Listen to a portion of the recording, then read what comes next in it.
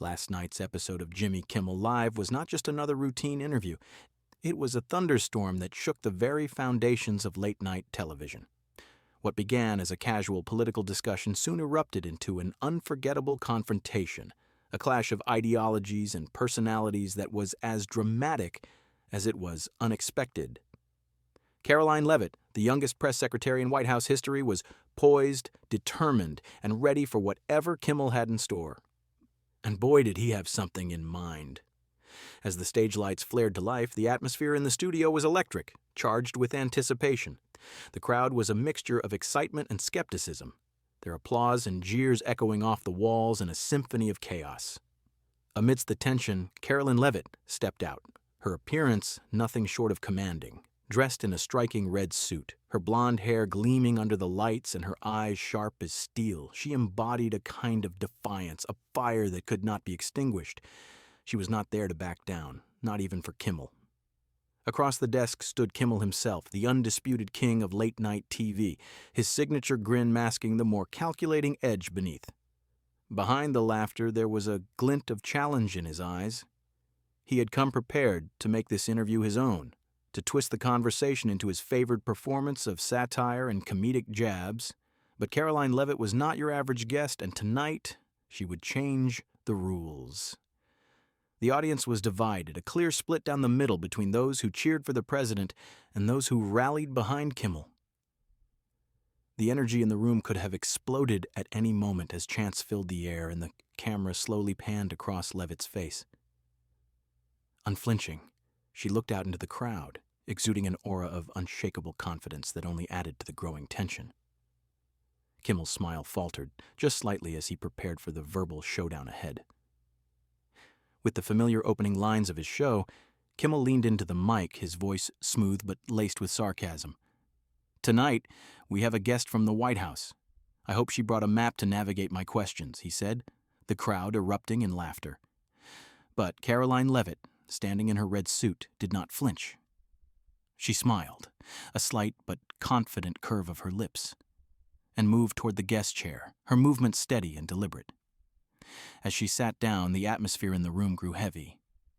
Kimmel, still behind his desk, leaned in, his tone light yet sharp. "Karoline, welcome to the show. What's it like being the face of the White House, or should I say, the cleanup crew for the president's tweet storms?" he quipped, his smile still wide, but the edge now undeniable. Laughter rang out, but Leavitt wasn't swayed. Her response was simple, poised, and direct. "I'm proud, Jimmy.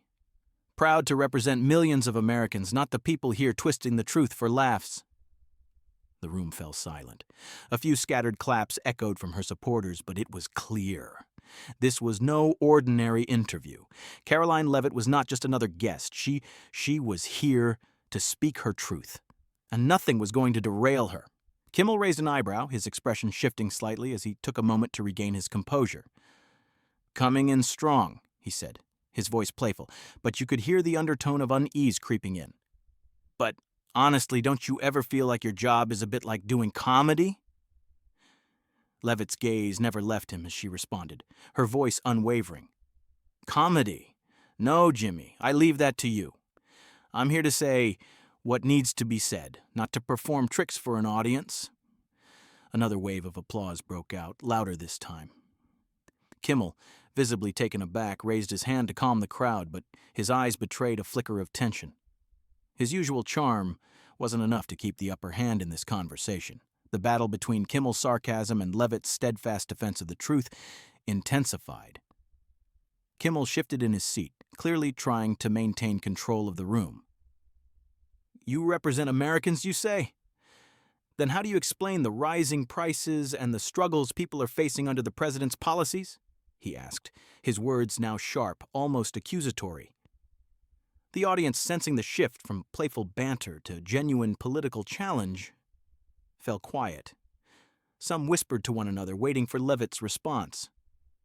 Her reply came swiftly, a precise and confident retort. "Rising prices are a global issue, not just an American one. But we're protecting jobs and shielding our economy from foreign dependence. And what about the millions of Americans who kept their jobs because of our policies, Jimmy? Or do you just pick the numbers that make your audience laugh?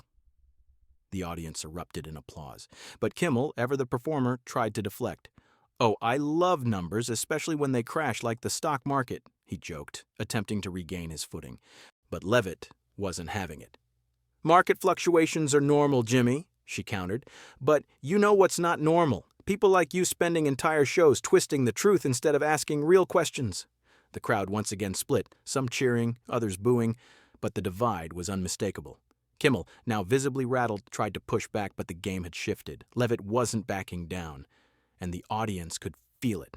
Kimmel, ever the host, was losing control of the room. His signature grin had dimmed, replaced by a subtle tightening of his jaw. The crowd, who had been cheering for him moments ago, was now divided. There were those who seemed mesmerized by Karoline's resolute confidence, while others, the more skeptical members of the audience, were starting to question where this was going. The energy had shifted from one of light-hearted banter to something far more intense, as if an invisible line had been crossed. Leavitt sat upright, her posture impeccable, every inch of her a symbol of discipline and purpose. She did not just represent the White House. In this moment, she was representing something much larger.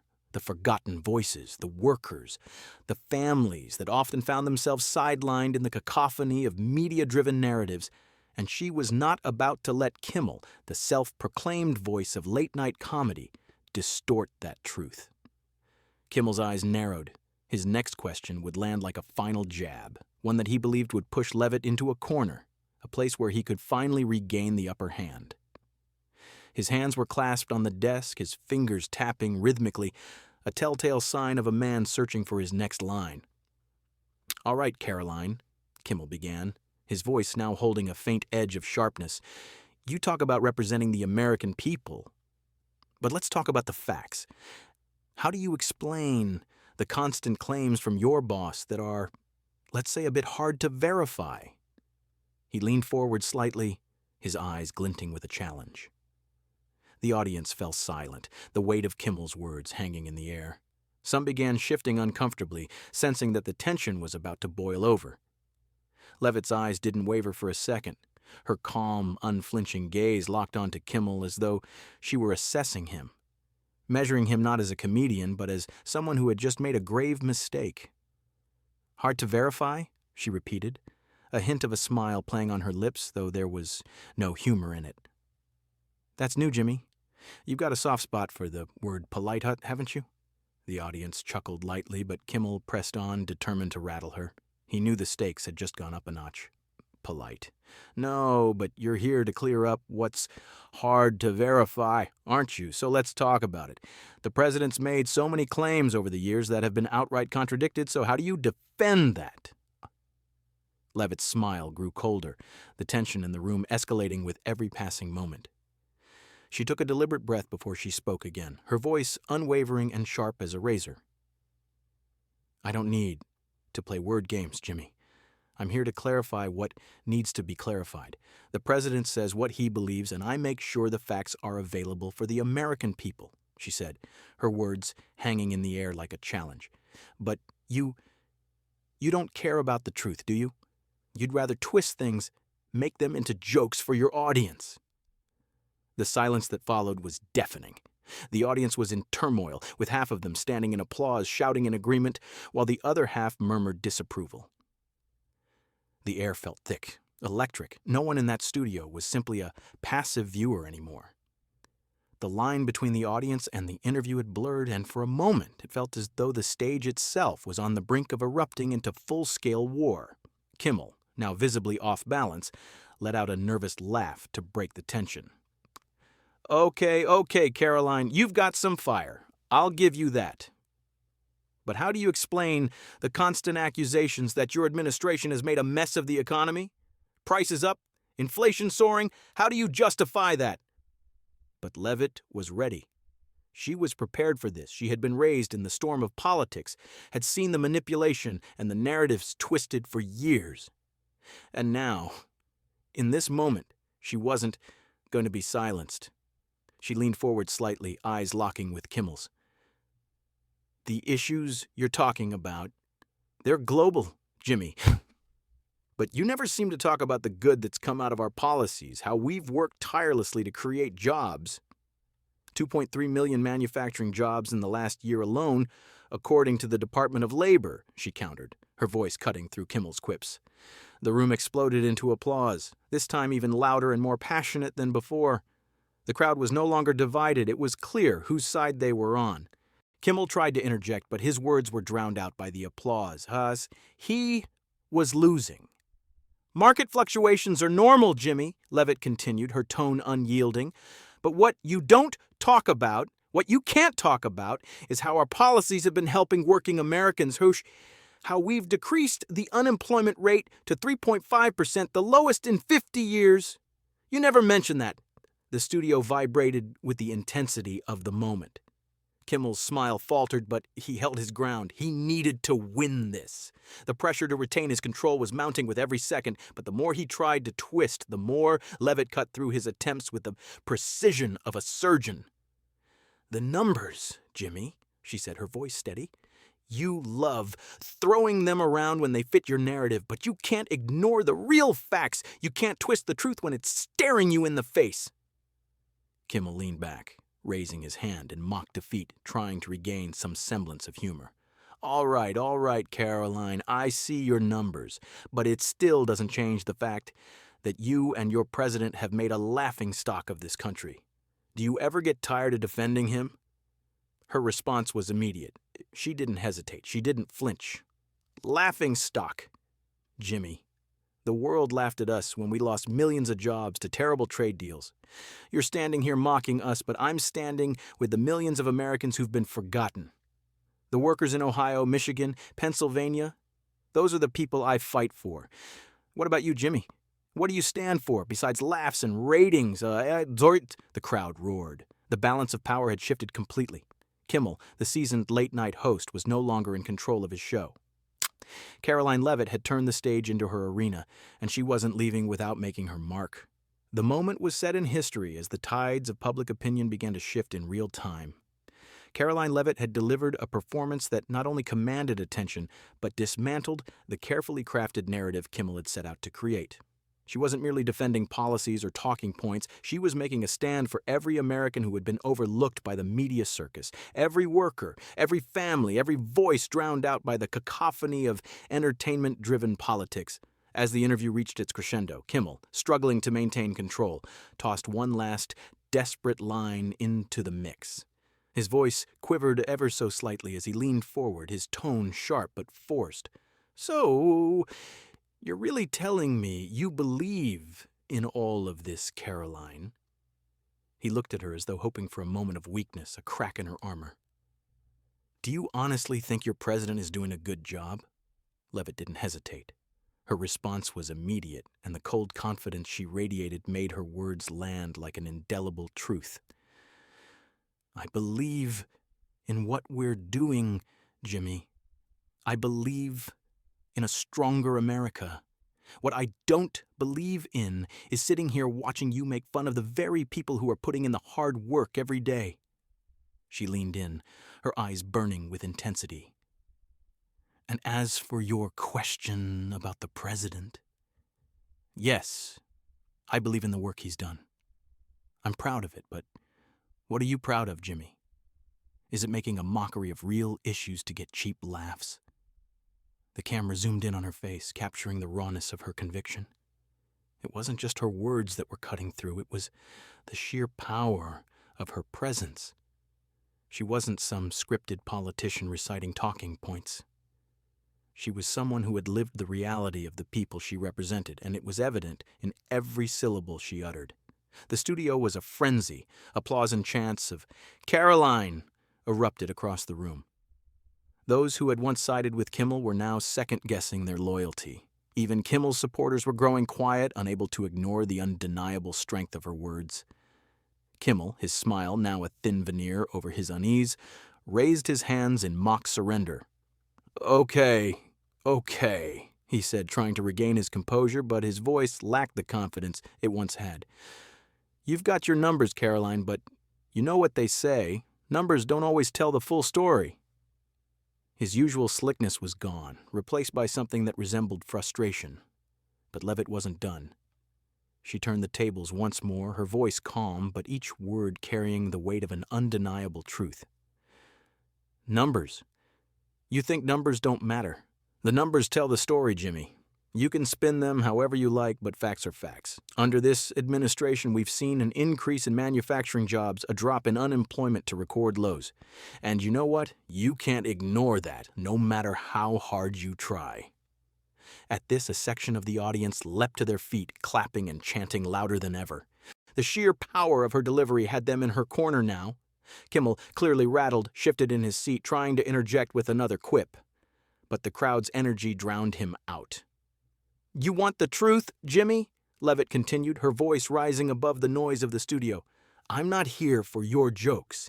I'm here to give a voice to the people who never get heard, to the working-class families, the people who get up every day and make this country run. And they're the ones who deserve the spotlight, not you, not me, not any of us sitting here for cheap entertainment.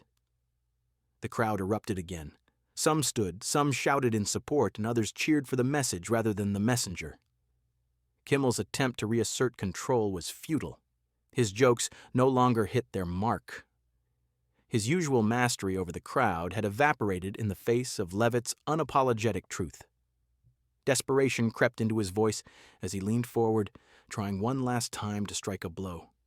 You know, Karoline, you talk about these numbers. But let's talk about the bigger picture. Your president, with all his policies, has created a laughingstock out of this country. Do you ever feel like you're covering for a man who's making things worse? The question hung in the air like a sharp knife. The entire studio waited for Leavitt's response, and even Kimmel, despite his bravado, seemed to be holding his breath. For a long moment, Leavitt said nothing. The silence between them was deafening. And then she spoke. Her voice steady but fierce. Laughing stock. Jimmy, the world laughed at us when we lost millions of jobs to trade deals that never benefited the American worker. I'm standing here, fighting for the people who have been forgotten, the factory workers in Michigan, the steel workers in Pennsylvania. You ever mention them in your jokes, Jimmy? Or do you just laugh at things you don't understand? The studio erupted into a thunderous wave of applause, shaking the very foundations of the set. Kimmel was caught off guard. The punchline he'd hoped for never came. Instead, the stage had transformed into a battlefield, and Karoline Leavitt was the one delivering the final blow. As the night continued, the fallout from the confrontation spread like wildfire. Social media was ablaze with reactions. Twitter was flooded with hashtags like #Leavitt rules and #Kimmel schooled. Users quickly turned the moment into a rallying cry for those who felt ignored by the media. One Twitter user posted a video clip of Leavitt's final mic drop moment, the moment when she removed her microphone and delivered her line, "I don't need this stage to speak the truth." The video racked up millions of views in hours, many captioning it with phrases like "Queen," and she didn't just win, she dominated. A wave of admiration for Leavitt surged, particularly from younger Gen Z viewers who saw in her a new kind of political figure, strong, unwavering, and unafraid to take on the entertainment industry's fixation with sensationalism. TikTok was flooded with videos of people mimicking her walk, her posture, and her icy gaze. Her exit from the stage, captured in slow motion, became a viral moment in itself. The juxtaposition of Kimmel's defeated smile and Leavitt's confident stride was too powerful to ignore. Meanwhile, mainstream media outlets scrambled to make sense of the spectacle. Conservative networks like Fox News hailed her as a hero, quoting her lines about standing up for the forgotten Americans as a battle cry for those who felt marginalized. Newsmax followed suit, declaring, "Karoline Leavitt crushes Jimmy Kimmel on his own turf." Even neutral outlets like USA Today were forced to admit that while Leavitt dodged some of Kimmel's questions, she had turned the late-night stage into a platform for truth. Kimmel, ever the professional, returned to his show the following night with his usual smile, but it was clear that the night before had left its mark. His opening joke fell flat. The crowd clapped, but the energy had changed. The cheers were half-hearted. A subtle shift had taken place, and Kimmel's typically razor-sharp wit now seemed out of place.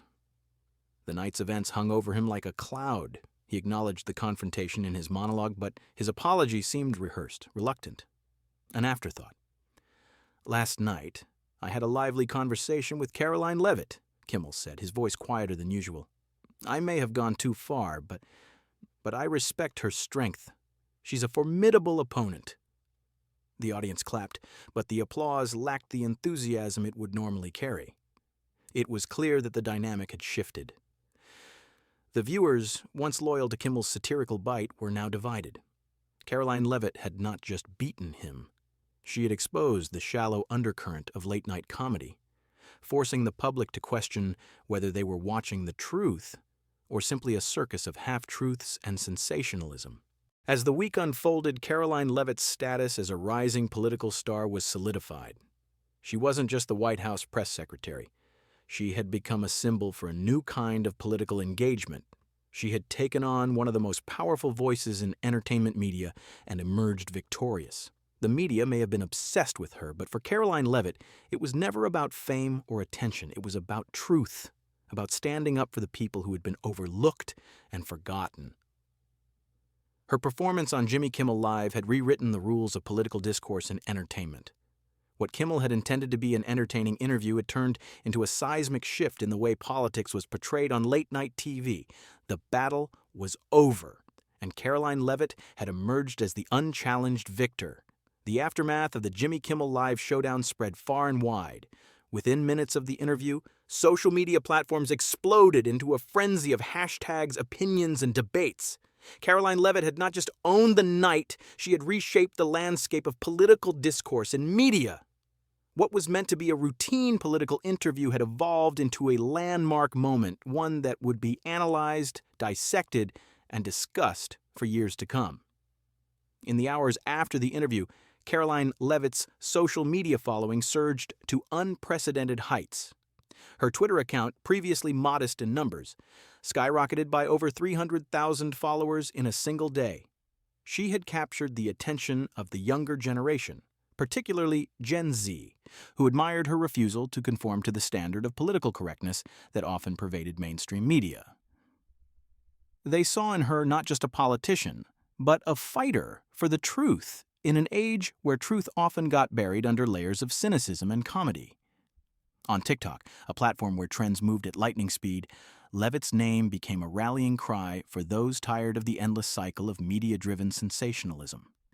Videos of her walking off the stage, her face hard with resolve, were set to triumphant soundtracks, gaining millions of views in just hours. One clip featuring Leavitt's icy stare as she removed her microphone quickly became a viral sensation, reaching over 10 million views within the first 24 hours. The internet flooded with tributes to her, memes of her striding confidently off stage, her suit glowing like a beacon of defiance, and quotes like, "Truth doesn't need a stage," printed on t-shirts and posters. She was no longer just a White House press secretary. She had become a symbol for a generation desperate for someone who could cut through the noise and deliver unvarnished reality. One viral tweet read, "Karoline Leavitt didn't just win. She dominated. She didn't back down to Kimmel. She made him wish he hadn't asked those questions." The post, alongside a clip of her shutting down Kimmel's attempt to belittle her, garnered over 200,000 likes, illustrating how the tide had turned in her favor. Back on his show, the fallout from the previous night's events was palpable. Jimmy Kimmel, though a master of late-night comedy, was clearly shaken. His opening monologue the following night was a weak attempt to regain his comedic edge, but it fell flat. The audience's applause was tepid at best. They clapped politely, but the energy in the room was far from the usual warmth Kimmel had enjoyed over the years.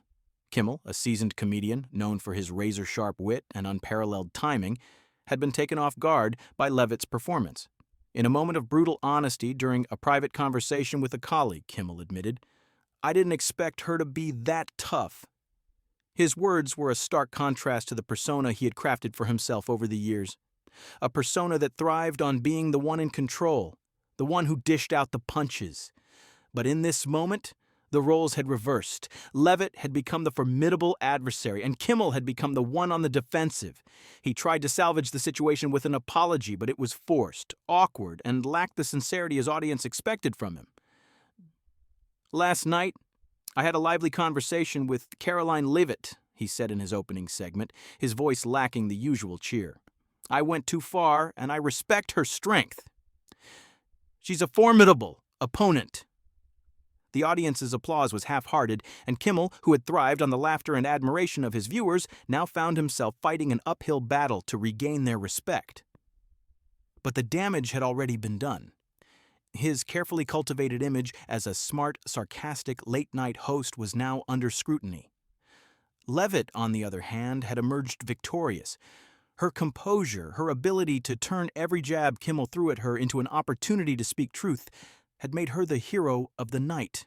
The media was quick to react, and the fallout from the Kimmel-Leavitt confrontation continued to unfold in real time. Conservative outlets like Fox News and Newsmax were quick to celebrate her as a warrior for the working-class Americans often left out of the media's typical focus on coastal elites. "Karoline Leavitt crushes Jimmy Kimmel on his own turf," read one headline, with quotes from her about standing up for the forgotten Americans, those in the heartland who had been neglected by the media.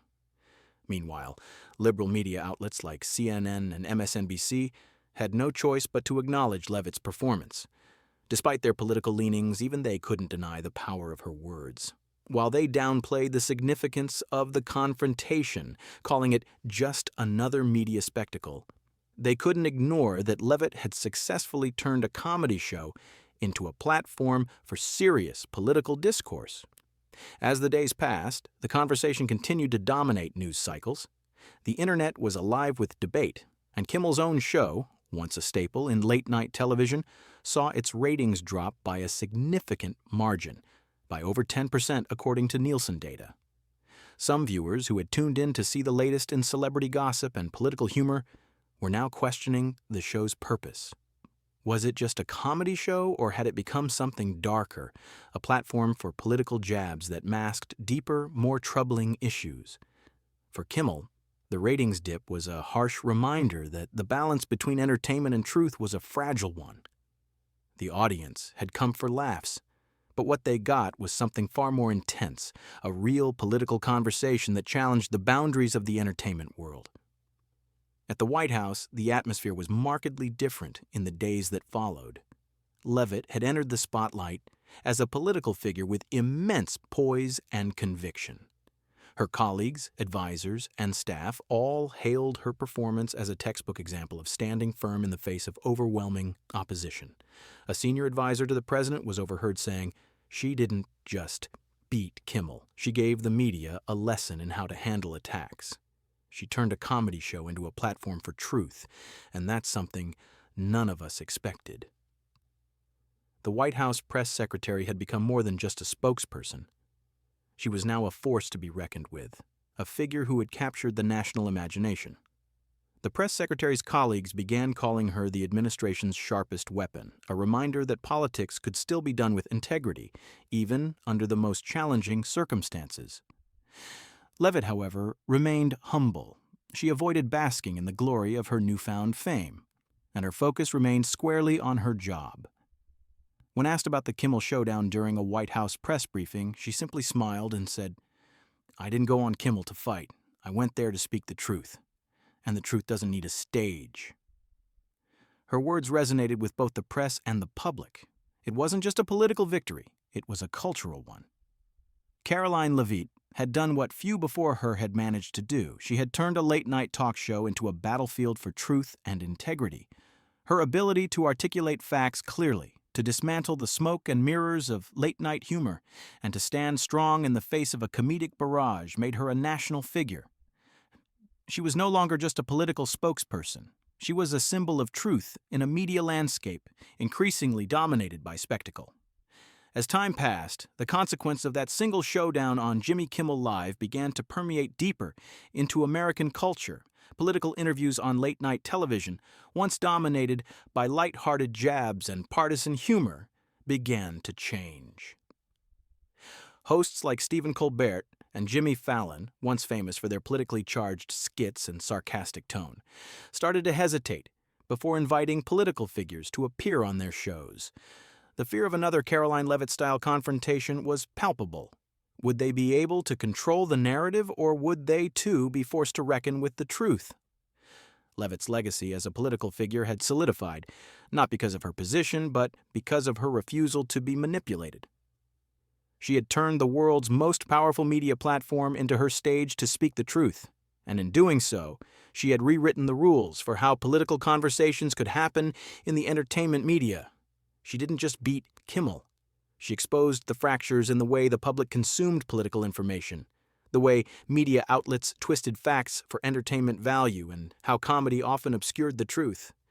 Her victory, quiet yet seismic, would be felt for years to come. In the wake of Karoline Leavitt's fiery exchange with Jimmy Kimmel, the rules of engagement in political media were permanently altered. What had once been a space where comedians and talk show hosts held unrivaled dominion, making light of political figures and twisting narratives into digestible sound bites, suddenly found itself in uncharted territory. The line between entertainment and politics had been blurred in a way that couldn't be easily undone. The response to Leavitt's performance wasn't just a series of viral moments, it was a cultural reckoning. Late-night television, once the playful playground of partisan jokes, was suddenly thrust into a much deeper, more serious conversation about truth, integrity, and the role of media in shaping public perception. Karoline Leavitt became a political icon not because of her position, but because of her ability to wield truth with unyielding conviction. In an era where facts were often muddied, she stood as a beacon of clarity, cutting through the noise with precision and poise. Her performance had proven that even in the most unconventional arenas, truth could not only survive, it could thrive. One of the most profound aspects of Leavitt's rise was her magnetic appeal to younger generations. It wasn't just that she was able to outsmart a late-night host. It was how she carried herself, how she refused to be bogged down by sarcasm and mockery.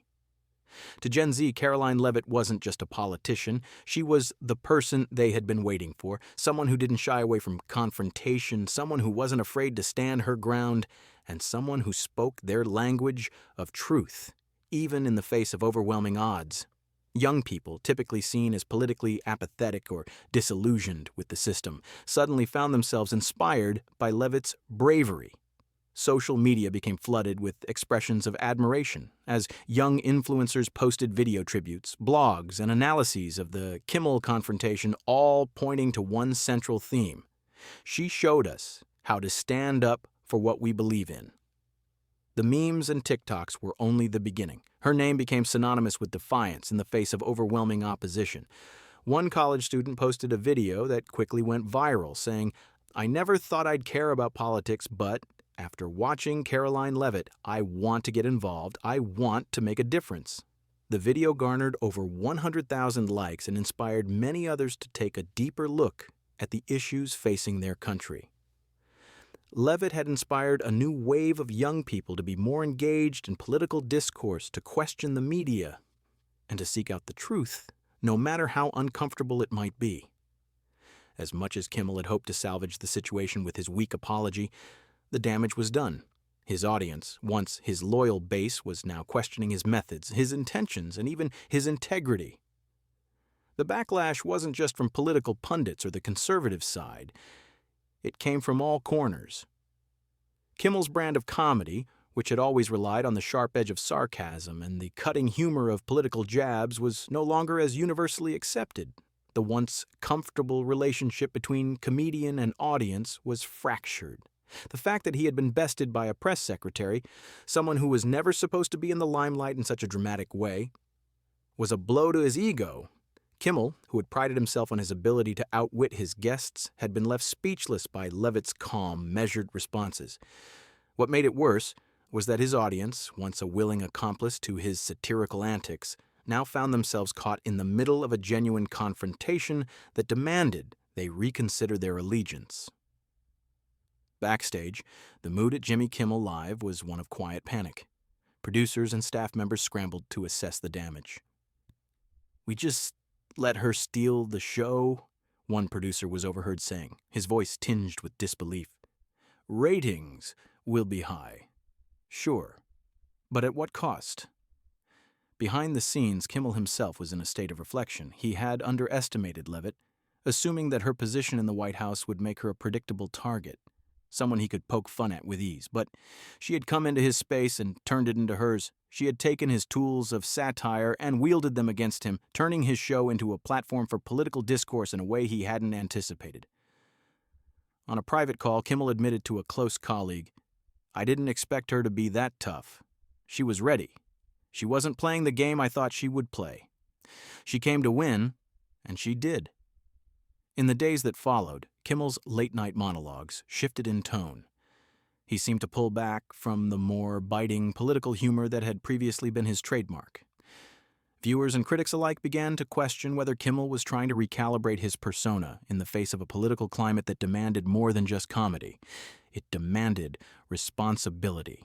In the wake of Leavitt's performance, other late-night hosts, including Stephen Colbert, Jimmy Fallon, and Trevor Noah, began to feel the weight of the moment. Where once they had invited political figures on their shows to engage in light-hearted banter or to poke fun at partisan issues, now they found themselves grappling with the very real consequences of such interactions. The landscape of late-night television had changed irrevocably. Networks started to reassess how they approached political figures, with some considering whether they should limit their interviews to more traditional formats, avoiding the traps of comedy-driven debates that left little room for real discussion. The fear was palpable. What if another Karoline Leavitt came on their stage? What if a guest with her poise, her data, and her dedication to truth turned their show into an arena for political discourse instead of satire? It wasn't just about the media landscape shifting. It was about the power dynamics between entertainers and politicians evolving. Politicians were no longer just puppets in the hands of comedians. They had learned, thanks to Leavitt, that they could control the narrative on their terms. As Karoline Leavitt continued to navigate the turbulent waters of the White House, her legacy continued to grow. She had achieved something extraordinary. She had done more than just win a debate with Jimmy Kimmel. She had shown the world that political discourse could be conducted with respect, facts, and dignity. She had turned the media's cynical game of gotcha journalism into an opportunity for truth and clarity, forcing both the media and the public to reconsider the way they consumed information. Her stance against the manipulation of facts, the twisting of narratives, and the reliance on entertainment over substance had earned her a place in the history books. She had rewritten the playbook for how political figures could interact with the media, no longer as punchlines to jokes, but as serious, forceful voices advocating for their constituents. And while Kimmel's show would continue to air and late-night television would go on, it was clear that a line had been drawn in the sand. There was no going back. Late-night hosts would never again have the same unquestioned authority over the political conversation. They had been reminded, by a young fiery press secretary, that when it comes to truth, no one is invincible. As Karoline Leavitt stood before the press in the White House, her demeanor composed yet powerful, it was clear that she had become something greater than just a press secretary. She had become the voice of reason in a media landscape often dominated by noise. The storm she had weathered on Jimmy Kimmel's stage had only served to sharpen her resolve. "I didn't come to Kimmel to fight for myself," she had said. "I came to fight for the people who have been silenced, and I'll keep fighting for them no matter where I stand." In the end, the battle wasn't just about politics, it was about truth. And in that battle, Karoline Leavitt had proven that truth, no matter how uncomfortable, no matter how unpopular, could not be ignored. She had made a stand for something that mattered more than fame, more than ratings, more than comedy. She had made a stand for the American people. As the months passed, the storm that had erupted on Jimmy Kimmel Live settled into the annals of history, but its echoes continued to reverberate through both the media landscape and the political sphere. The once unassailable fortress of late-night entertainment, where comedians held the power to mock, distort, and deconstruct political figures, had been irreversibly altered. And at the center of this transformation stood Karoline Leavitt, a young woman who, with unwavering poise and a laser-sharp focus on truth, had rewritten the rules of engagement. Leavitt's victory had not been in the simple defeat of Kimmel on his own stage. It had been in the way she had reframed the conversation entirely. She had exposed a deeper issue, the way political figures were often caricatured and reduced to mere punchlines for the sake of entertainment. In doing so, she had made it clear the world was changing, and the American public demanded more than hollow jokes. They wanted substance. They wanted truth. For Jimmy Kimmel, the aftermath was a slow and humbling process. The ratings may have bounced back, but the dynamics had shifted. The comedic force he once wielded with ease had been undermined by the very person he had intended to mock. The respect that once flowed freely from his audience was now mingled with a quiet skepticism. He had been a master of satire, but Leavitt had shown him that not all battles could be won with humor alone. In interviews and behind closed doors, Kimmel reflected on the confrontation as a turning point in his career. He would never be the same host after that night, more aware of the delicate balance between humor and responsibility, between comedy and truth. Kimmel did what many people in his position would never have the humility to do. He began to change. His show evolved, less focused on attacking politicians for laughs and more focused on engaging in genuine discourse. The biting sarcasm, once his trademark, was tempered by a newfound sincerity. The confrontation with Leavitt had taught him that, in the end, the truth was the most powerful weapon. But that weapon came with a price. In the broader media landscape, Leavitt's presence and the power of her words sparked a larger conversation about how the media, and particularly late-night television, handled political guests. The boundaries between entertainment and serious discourse had blurred, and no one could ignore the profound implications of that shift. Television networks, especially those that relied heavily on late-night comedy to shape public opinion, began to recalibrate their approach. Political figures were now interviewed with a heightened awareness of the consequences.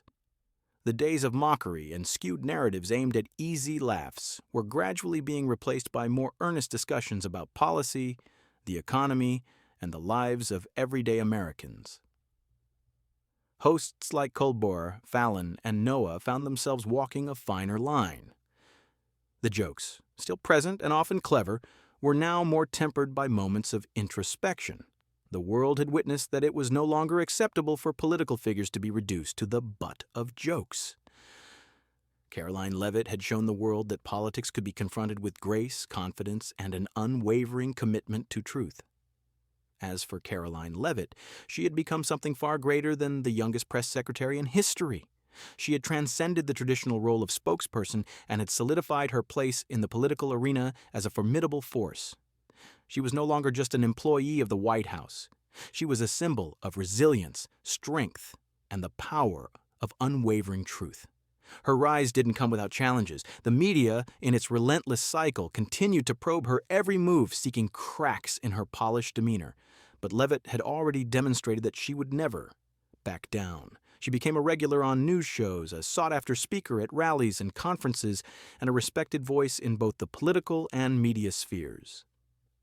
Her words echoed beyond the halls of the White House. Her message resonated with people from all walks of life, inspiring those who had been disillusioned with the traditional political game to engage, to speak up, and to demand more from the people they elected. She had become the voice of a new era, one where truth mattered more than ratings, and where integrity could not be sold out for the sake of cheap entertainment. In interviews, she often returned to the same theme. I don't speak for the applause. I speak for the truth. It wasn't just a soundbite. It was her creed, and it was a creed that inspired a generation to question the status quo, to reject the cynicism that had come to define political discourse, and to engage in meaningful discussions about the future of their country. Karoline Leavitt's legacy wasn't one of victory over an individual, though that victory was sweet. It was a legacy of systemic change. She had forced America to confront its entertainment-driven media culture and had illuminated the path for a new kind of political engagement. It was a path paved with facts, with data, with empathy, and above all, with the unyielding conviction that truth, no matter how uncomfortable or inconvenient, would always rise to the surface. For those who had watched the showdown on Jimmy Kimmel Live, it was clear that something profound had occurred. Leavitt's actions had demonstrated that one person standing firm in their beliefs could reshape the conversation. She had not just turned a late-night talk show into a battleground. She had turned it into a platform for truth, a call to action for everyone in that studio and beyond. As the cameras faded on the final moments of that now legendary broadcast, it wasn't just Jimmy Kimmel who had been left speechless. It was the audience, both in the studio and at home, who had witnessed the end of an era and the beginning of something new. And so, as Karoline Leavitt continued her work in the White House and beyond, the world watched, waited, and listened. The fight for truth, no matter the stage, had only just begun.